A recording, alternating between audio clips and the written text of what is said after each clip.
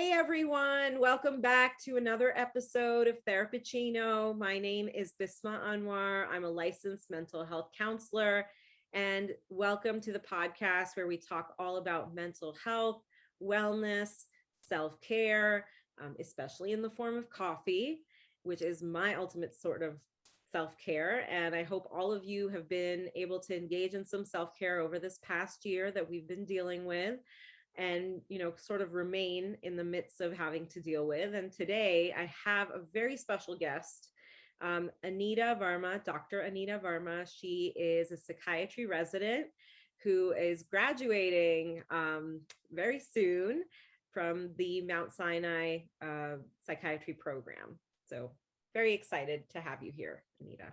Yes, I'm very excited to be here, Bisma. Thank you for having me. You're welcome. You're welcome. So Anita and I have worked together over the past few years, sort of here and there, and it's always been, I think, like a really great conversation. And I think like with Anita, her specialize or like her area of interest and your area of interest has been young adults and sort of working with young adults. And I know that that's kind of what you have been wanting to also after graduation, kind of continuing that as a focus. So, given that that is what you want to focus on moving forward, what have been some of the issues that you've seen over this past year with young adults, particularly due to COVID? Yeah, I think there are several that I'm sure you've also seen in some version or flavor as well. I think this with COVID, certainly for young adults, transition age youth, and sort of people on this cusp of transitioning to college, I think that the removal of that as a structure and as sort of a new change in someone's life has really affected that age group in particular. I think there have been so many effects for teens as well and people who are still within school, but certainly I think the removal of on-site or in-person schooling at college has been sort of a really drastic adjustment for a lot of kids, teens, young adults in that sort of late teen, early 20s age group. Either people who were in college sort of had a significant removal of like their like new socialization structure essentially, or their new social circle. And it kind of interrupts, I think, this natural transition that, at least in the US, right, like different parts of the world have different schooling structures, but certainly in the US, we sort of see it as this marker of like, you're going off to college, you have this transition point. Like this is sort of when you'll get to sort of assert yourself, your own identity, have your have that natural progression to start to really formulate your own identity by being in an environment of your peers and not necessarily in the same place you grew up. And so I think with that kind of being out of play, I think there's certain teens or young adults who are kind of eagerly anticipating that transition to college, and then are a lot of college students ended up just staying at home, continuing to live with their parents. It kind of like perpetuates them being in this same framework, and they've sort of had sort of a loss in a sense, even if it's something they haven't experienced. It's this loss of something that they were anticipating. I think that can kind of take shape a lot of different ways. For some young adults, it's, like I said, it's just the loss of something that could have been very exciting and sort of a really new point in their lives. And for teens and young adults who might be in a really difficult or complex family structure, or something that is limiting or might be affecting them negatively, who are maybe seeing college as a chance to kind of not be a part of that structure anymore, that removes that for them too. And it kind of perpetuates the same things that may be going on in their adolescence. I know for a lot of people in that age, and why I like working with them, is that there are so many people, just not just patients, but just people I've met in my life who have said, oh, the first time I saw a therapist, or like I really thought about mental health, was when I went to college, or like the first time I saw one was in college, because that's kind of when they're starting to think about themselves and their own mental health a lot of the times.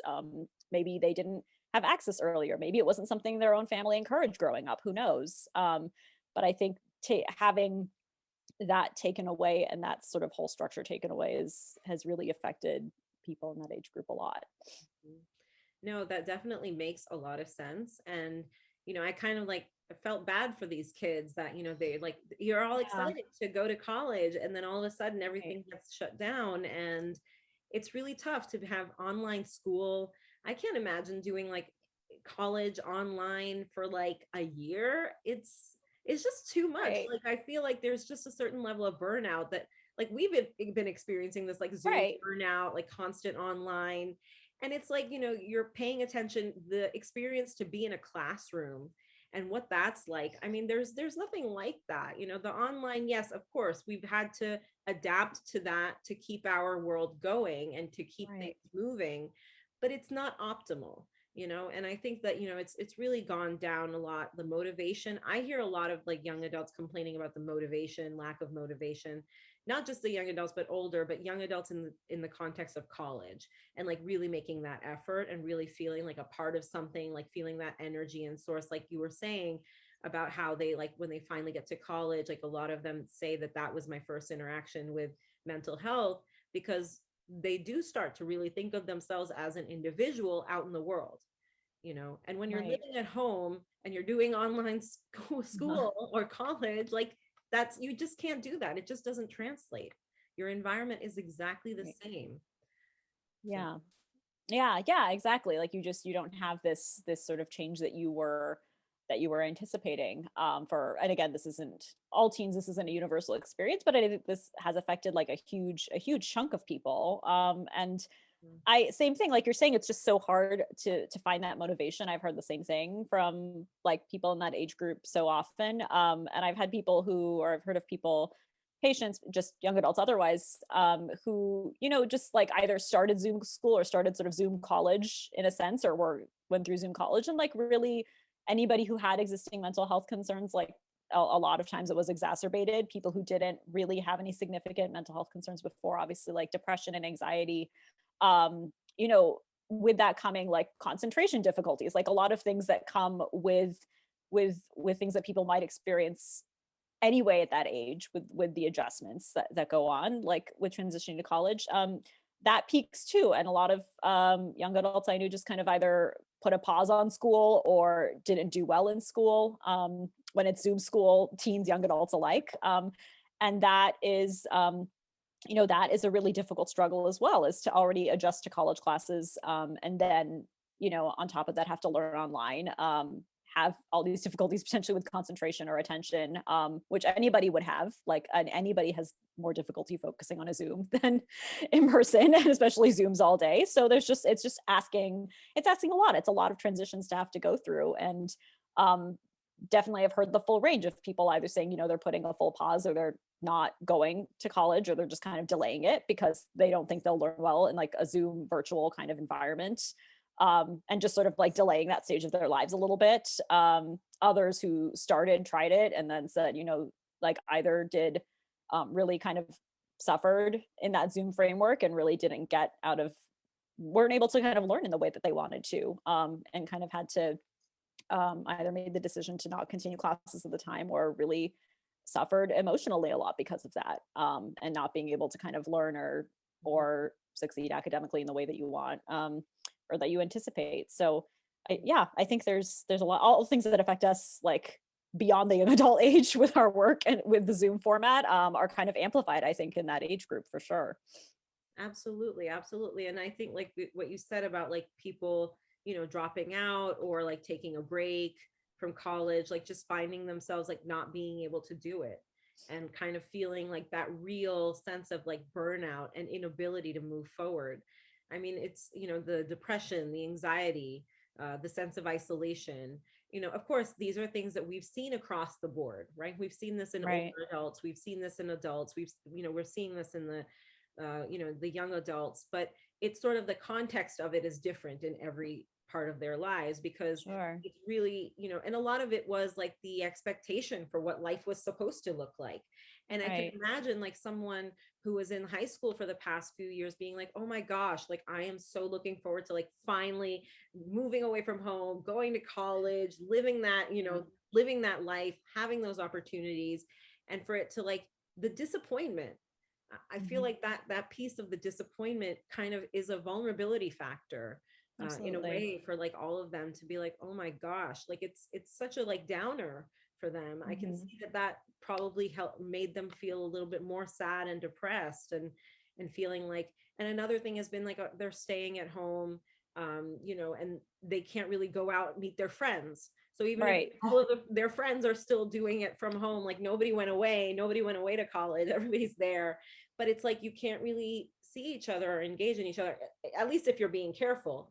You know, Right. you're not going to really be able to do much of that either. So it's really a huge lifestyle change for them. It is. It is. It really is. Because like as you say, like there's the isolation component is so huge. You don't have it's not just that you're kind of removed from the overall environment of college, it's that you can't really get that socialization in other ways if you're being safe. I mean, now in like a post-vaccination world, hopefully some of that starts to change, right? But for the majority of this year, that's kind of how it's been for a lot of these teens and young adults, is you just kind of are you might already, as you said, like be feeling a little bit stuck or kind of not able to sort of like spread your wings and do the whole transition to college thing, but then you also are just cut off from your networks in other ways because of the pandemic, on top of that, and that is really difficult. And I think you're absolutely right about it being just a total lifestyle change. Like I think even I didn't really think about this until the pandemic started, but for people who are in school or who are in college, like just the routine of being able to get up a certain time and go somewhere, like being, and it's more than just like we would do in a job or for work, but like having a class and like talking to your friends in between, or having a class and then like physically moving from one building to another to get to a different class. All Mhm. these very little things that just give you variation during your day, are kind of just gone when you're looking at Zoom. Sure, you might have breaks between classes, but I'm sure 99% of people are just sitting on their computer in between. It's just like very little basic things that um, were automatically included in someone's day are just immediately erased. And that takes a huge toll. No, it's like it's all those things that we took for granted. Like I remember like I Right. would go into work, and like sometimes I would like grab coffee from somewhere, from one Right. like were bakeries that was like close to the hospital, and I'd be like, and that would be like a such a nice little pick me up in the morning. It's like all these like little things, like you said, being able to like, chit chat with our coworkers. Like I'm just thinking like how it translates into our lives as well, and how it really, Right. like the lack of all of this has really made a, it's a combination of everything. It's a combination of everything. Mm, How do you feel like they are, because a lot of the colleges are now saying like, the fall they're going to be coming back, not right. completely, but like half and half. Right. What's it like now for these, for the young adults? I mean, because I know that with the adults we're seeing a lot of anxiety about like a post covid, like, like what's gonna happen, or what are things going to look like. People are still fearful of, getting sick, like if it's not completely safe yet, like all that stuff. So what is sort of what you have, you been noticing any like patterns or anything with young adults in this way? Yeah, I don't want to overgeneralize because who knows, like there's going to be so much variation amongst people. But I think, Yeah. I mean, I think the general sense I'm seeing, I'm hoping is that like people will feel, um, I think people are feeling in that age group a lot of times are feeling hopeful that there is a vaccine. Like a lot of people and patients I know in that age group have like, wanted to get the vaccine or have gotten it, or have thankfully in New York, the fact that it was authorized for 16 plus, like, with earlier this month, I think was a huge thing for both high schoolers and for college kids. So I think the idea of, getting back to having some sort of in-person schooling normalcy is there. But I think, as you said, it's not without anxiety for the age group too. They've now been in this sort of completely different socially limited framework for such a long time. And I think there's, maybe it's more sort of positive anticipatory anxiety going into college, but there is that, I think, even under normal, like usual non-pandemic circumstances. It's about like meeting a whole new group of people. It's about like living away from home for the first time. I mean, all those things are still anxieties, and now they're just kind of compounded by all the other COVID anxieties that somebody's had for the past year. And so I think the general, I would hope that like there's some relief amongst kids and teens that age, that they, can now hopefully resume some kind of in-person hybrid, format. But I think, as you said, it's not going to be without its anxieties. I think there's a general sense that that'll be a good thing, and people will just be excited to go to a different place every day, that and not just be limited to home. Um, Absolutely. but yeah, I think that's it's not 100% this like this thing that's going to be perfect, because it's Mhm. going to be right, like there, like I'm sure there's still going to have to be spaced out in classrooms, like Yep. how is dorm life going to be, not without its risks, like with Mhm. of something happening. It's just it's not going to be quite the same experience. And so I think it doesn't naturally come without some kind of maybe like baseline anxiety Yeah. in there. Yeah. So but I'm hoping it will be overall like a really positive thing. I know certainly for teens, for a lot of teens that I know it's certainly like when schools have been like resuming some in-person hybrid activities, Yeah. for those, for them and for their families, if it felt safe, have Mhm. been, very relieved to just like have a little bit of variation in their week and like be like, oh wow, I'm going to be out of the house, like even at least like even if it's one day a week, like I'm going to be in a different place, like in a different neighborhood, Mhm. things as simple as that. I think even for students who, right, like so many students live at home during college anyway, that's true. But even this gives them the option to kind of have a different learning environment that I think is really crucial at that age. No, absolutely. I think you're right. Like the change of environment, and like even if it's like a little bit of a change can also like feel really good, especially after the past year of like not really being able to go anywhere. That little spurts of like it makes you feel a little bit more hopeful.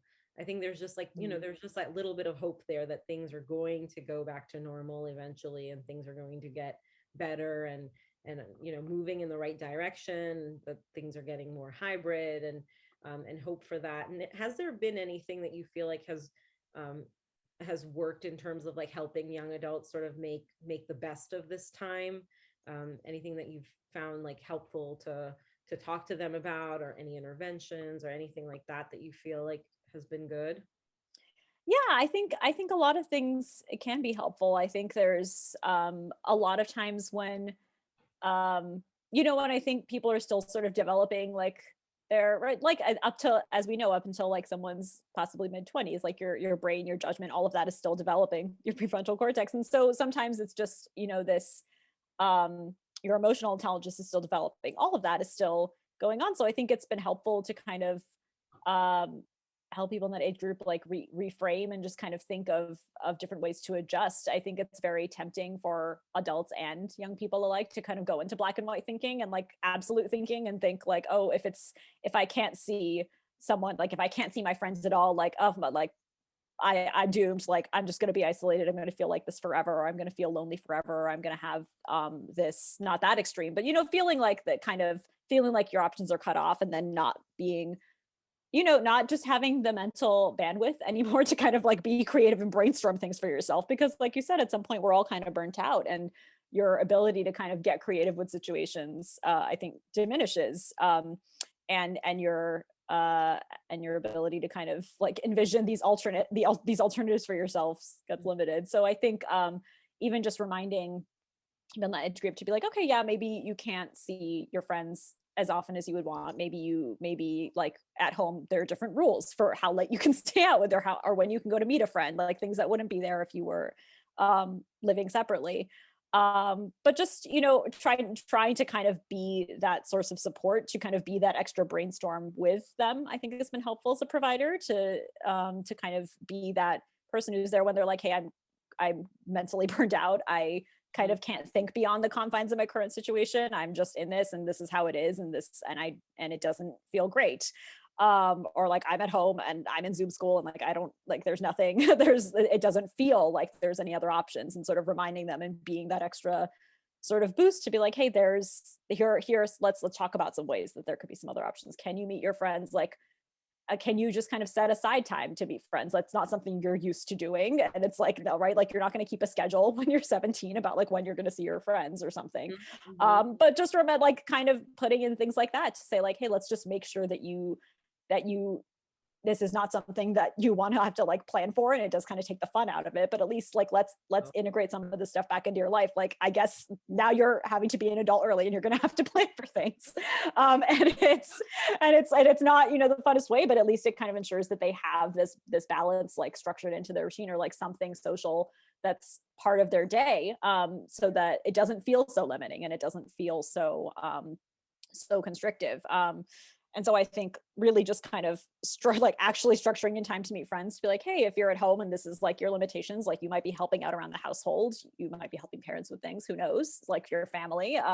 Let's figure out like days that you're free, days that you're not in school. Like let's make sure that you actually have something for that day. Like remember to do something that day. And it's like kind of, I don't know, it's kind of depressing to think of it as being like, hey, let's remember to have fun. But I think that's what we've all had to do, right? In this pandemic, is like, even as adults, as providers, as anything, is like, hey, let's schedule some fun time. But, and it seems kind of sad that we've had to come to that point. But I think sometimes you have to, because it's hard to remember otherwise. And it's just this total loss, as you said, of variation and sort of spontaneously like getting a chance to socialize, that we now kind of have to build it in.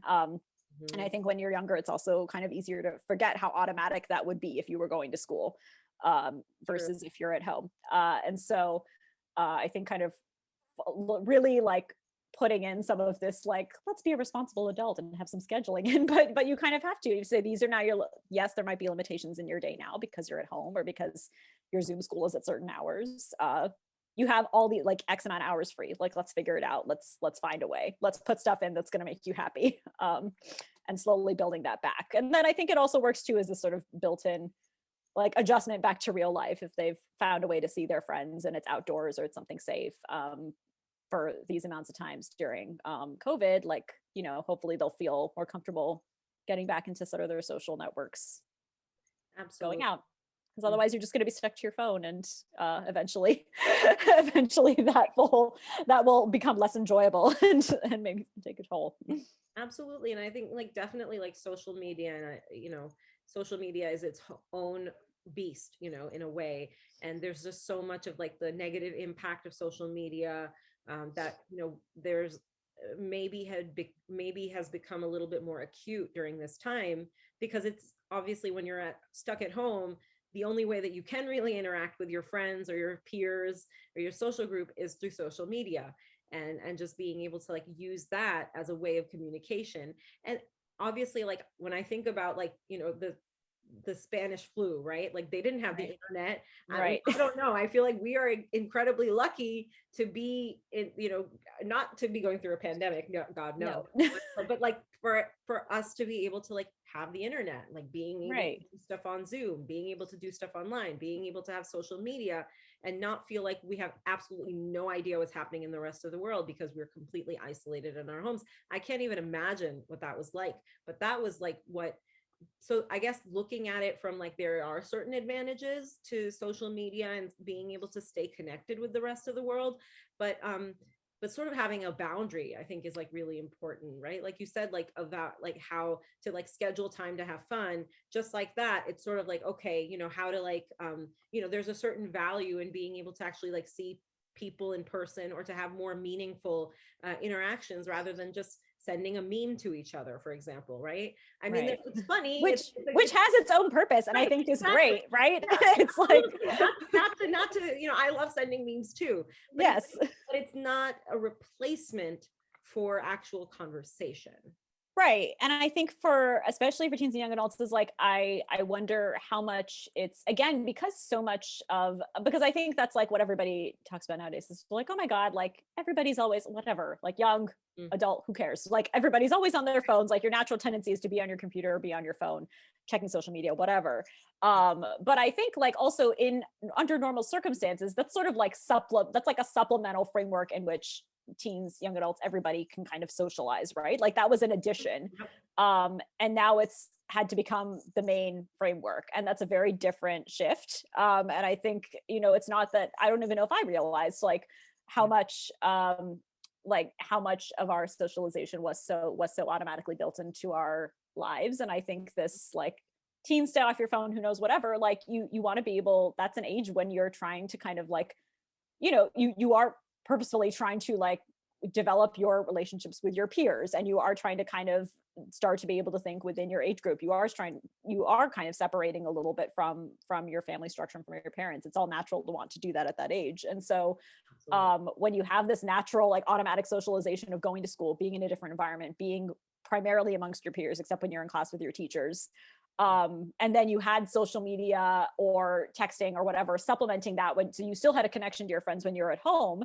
You Yep. know, I think the temptation is maybe possibly sometimes to assume like, hey, that's fine. Like, I'm still going to be connected to my friends. I'm texting with them.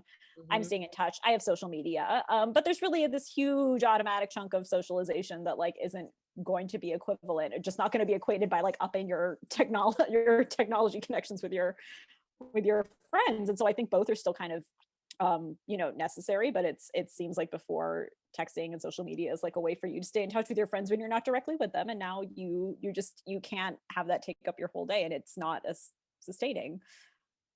So for anybody, this is, I mean, I'm saying this for teens and I'm like, this is for everybody, but it's sort of obvious, but it is just I think the sort of starkness of that transition is sometimes sort of lost as you become burnt out during this pandemic, and you forget like what real life is like sometimes, and you forget how much of your day really what had such built in automatic opportunities to just be connected with people and to be in an environment. So i'm I'm pro social media and like texting and all that as like a supplemental thing, but when it becomes the main thing, I think that's what we discovered this year, is like people are realizing in what other ways that can be so lacking.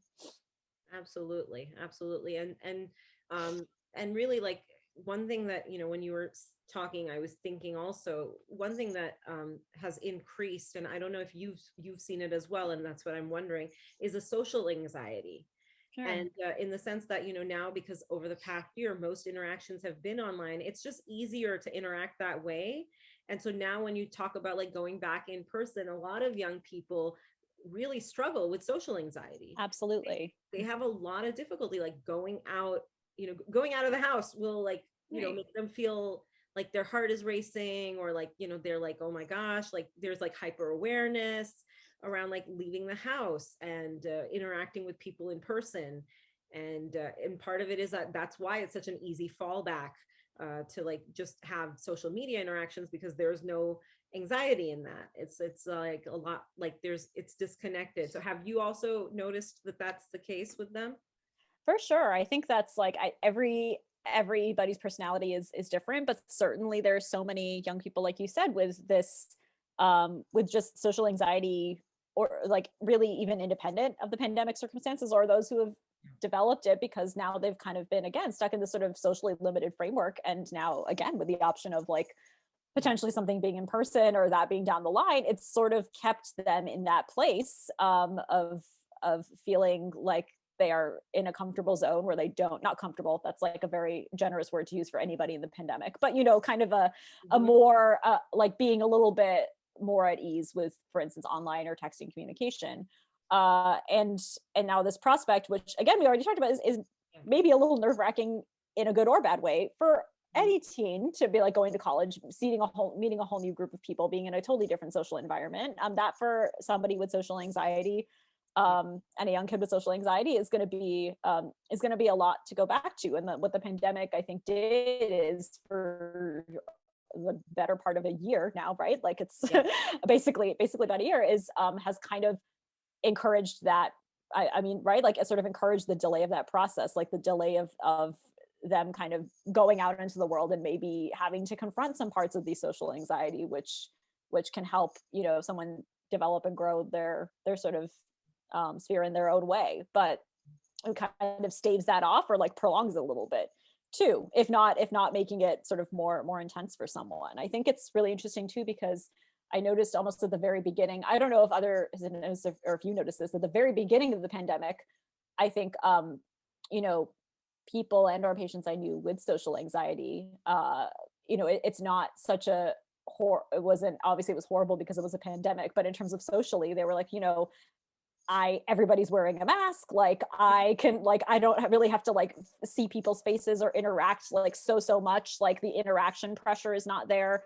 Everybody's kind of defaulting to social media, like I don't have the obligation to go out to all these social gatherings because they're not allowed. Like it was in part a relief for some people with social anxiety, not everybody obviously, but that is one thing that I noticed amongst patients, is that, and I'm sure that's been across the board for a lot of providers, maybe not all, but it depends on the person. But certainly people at the beginning of the pandemic, maybe there was like this slight relief that they're like, oh, wow, the exposure that I had just interacting in the daily world, which was very anxiety inducing for me, a lot of that's been taken away with the pandemic, because so there's no pressure to interact socially with anyone. And now that, as you say, like this many months down the line has taken a different shape, I think, for a lot of people. Either people who are socially anxious might be in a different way. People may develop social anxiety because they're just not ready to adjust back to this framework of interacting with others on a face-to-face basis. I think I even said this to you before we were talking, which is I was like, oh, I don't know how to, I'm so articulate. Like I probably have forgotten how to talk during this pandemic. Like it's just a different, it's everybody is kind of adjusting back to that. So let alone someone who is someone who's young, who's been now kind of not had the sort of social environment and social exposures that they would be accustomed to, and that are kind of necessary for someone to develop their own sense of self and and sort of learn how to mature into their own identity. Naturally that's amplified, and I think it can be quite tough. But I've definitely noticed that sort of undercurrent or like prominent trend of social anxiety kind of coming through in that age group for sure. Yeah, well, thank you so much for all of like your insights and all the knowledge that you shared with us. I always feel like I always like learn whenever I'm talking to you and getting different perspectives. So I really, really appreciate you bringing that. I wish we had a lot more time. I feel like we could just keep talking and we could keep going. No, probably, but probably, but yeah, I definitely want to, like just keep hearing from you and keep seeing what you're doing. Really exciting that you're, coming up on graduating and moving on with your career. And so, yeah, that's definitely much exciting things. Thank you so much for being on Therapicino. I'm sure that the audience loved you and connected with you. Feel free, guys, to reach out with your comments and feedback through my website, therapicino.com. Once again, my name is Bisma Anwar, and this is the Therapicino podcast. Well, thank you, and we'll be seeing you next time. Bye.